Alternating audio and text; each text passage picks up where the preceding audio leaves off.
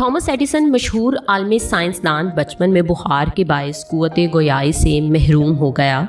एक दिन वो स्कूल से आया और एक लिफाफा अपनी वालदा को दिया कि उस्ताद ने दिया है कि अपनी माँ को दे दो। माँ ने खोल कर पढ़ा और उसकी आंखों में आंसू आ गए।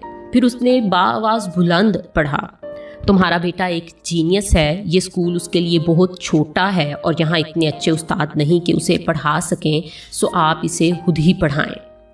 उसके बाद उसको पढ़ाने की जिम्मेदारी उसकी वालिदा ने ले ली। सालों बाद जब थॉमस एडिसन एक साइंसदान के तौर पर मशहूर आलम हो गया था, वालिदा वफ़ात पा चुकी थी, तो वो अपने ख़ानदान के पुराने कागजात में कुछ ढूंढ रहा था कि उसे वही ख़त मिला।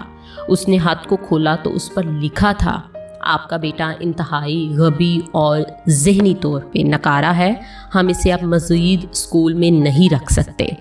उसी दिन एडिसन ने अपनी डायरी में लिखा, थॉमस एल्वा एडिसन एक ज़हनी नकारा बच्चा था, पर एक अजीम माँ ने उसे सदी का सबसे बड़ा साइंसदान बना दिया। वाकई माँ नस्लों को संवार देती है।